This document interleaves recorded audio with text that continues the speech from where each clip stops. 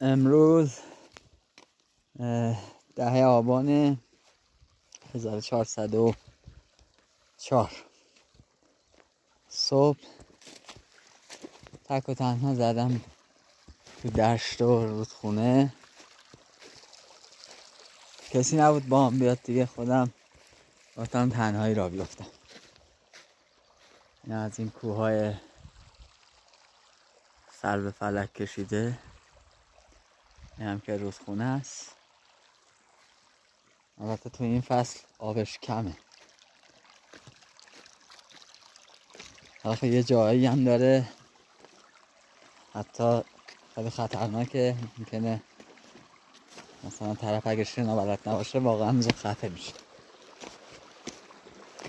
یه زمانی میومدیم اینجا ماهی میگرفتیم،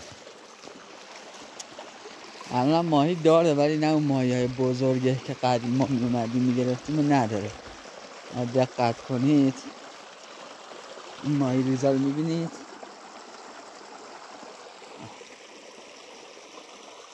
خیلی ریزن. یه زمانی انقدر ماهی درشت داشت اینجا، ما با تور و قلاب و تو میومدیم اینجا ماهی گیریم. این چقدر هم تعدادشون زیاده.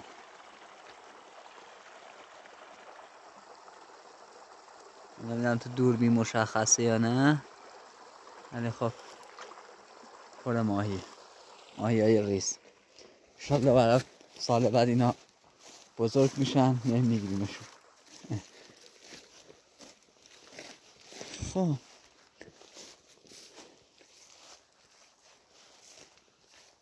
به سفرمون ادامه بدیم.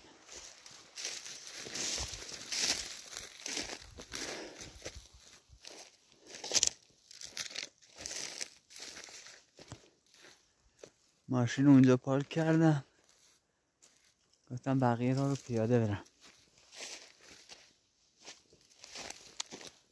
ما برم یه نوع میوهی بچینم، ما به زبون محلی بهش میگیم گیرچ. حالا ازش فیلم میگیرم میبینید که چه نوع میوهیه.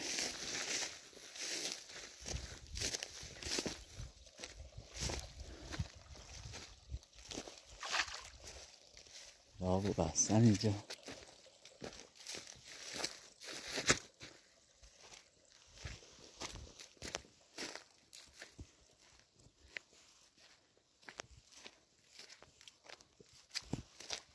چه صدای آبی، چه آرامشی، فقط صدای آب، دور از هیاهو زندگی شهری.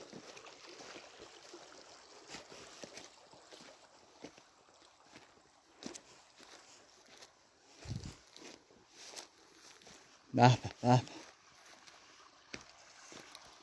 حتی میخواستم آهنگ پلی کنم با این فیلمم، دلم نیومد این صدا رو با صدای آهنگ عوض کنم. به.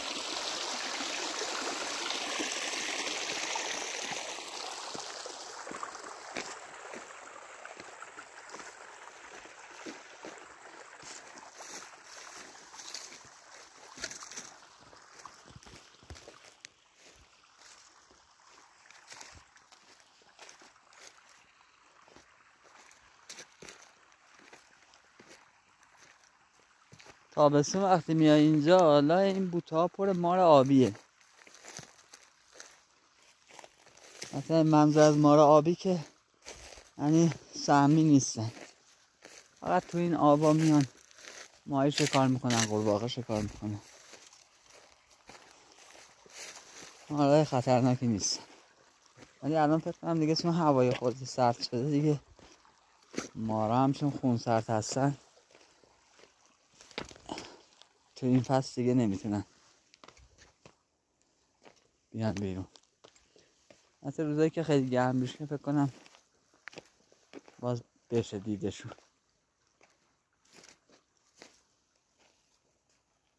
دقت کنید ماهی ها رو ببینید، ریزن. یعنی همش به خاطر بیابی بوده که اینا اینجوری شدن.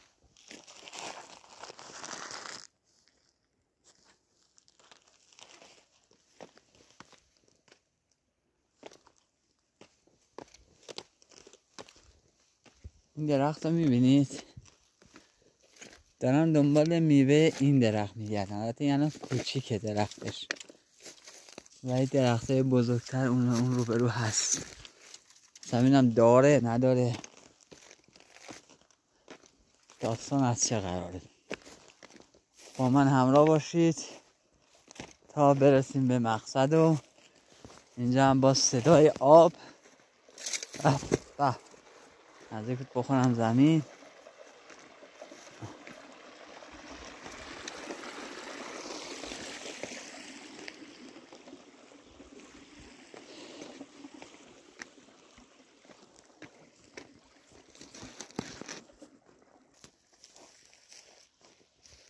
خب داریم یواش یواش نزدیک میشیم. فقط خدا کنه داشته باشه، یعنی ارزش این هر پیاده روی رو داشته باشه که اومدی. باز تو امتداد همین رودخونه داریم میریم.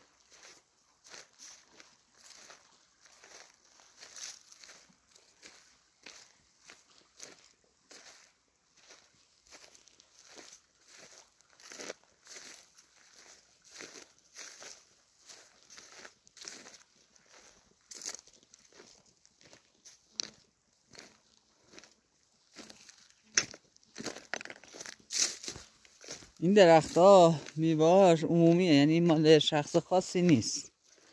حالا یه خاطره براتون تعریف کنم. ما بچه بودیم اومده بودیم همینجا از این به اون چیه، عقابه؟ نه مرغ ماهی خواره فکر کنم. شما هم دیدید یا نه؟ داشتم میگفتم ما اومده بودیم از این میوه بچینیم. ما چیدیم دیگه، داشتیم میرفتیم. بعد یه بنده خدا محلی های همینجا بالا کشاورزی دارن. این بنده خدا اومد اینجا، ما از این ترسیدیم. فکر کردیم مثلا الان میاد میگه آقا چرا چیز میکنیم. بعد این بنده خدا دید ما از این کوه داریم میکشیم بالا، فهمید داریم ازش ترسیدیم فرار میکنیم. از علکی داشت میتوید از این بر کوه میرفت اون بر میومد این بر، یعنی من دارم میام دنبالش. ما هم بچه ترسیده بودیم. وقتی فکرشون میکنم در عرض شاید باور نکنید 2-3 دقیقه ما اینجا رو کشیدیم بالا. ترس اینجوری ها، ترس آدم به همه چی وادار میکنه. این چقدر بچه ماهی اینجا زیاده.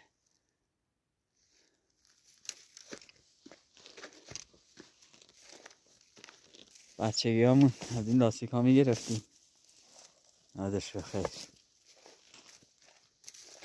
خب بریم جلو. اول این درخته، از این درخت خاطره دارم.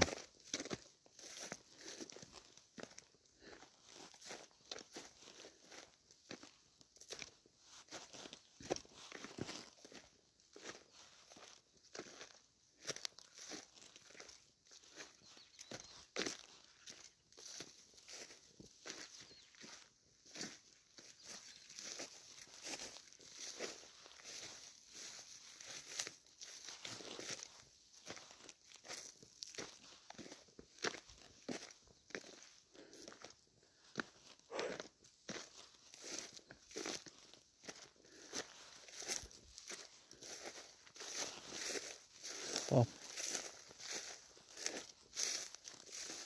متاسفانه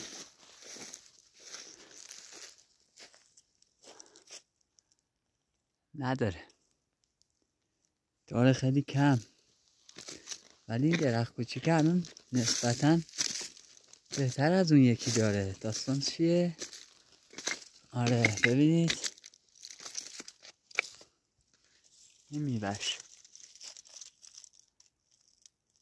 حالا من این چند تا رو بچینم، بعد برم اون بالا ببینم بالا چه خبره.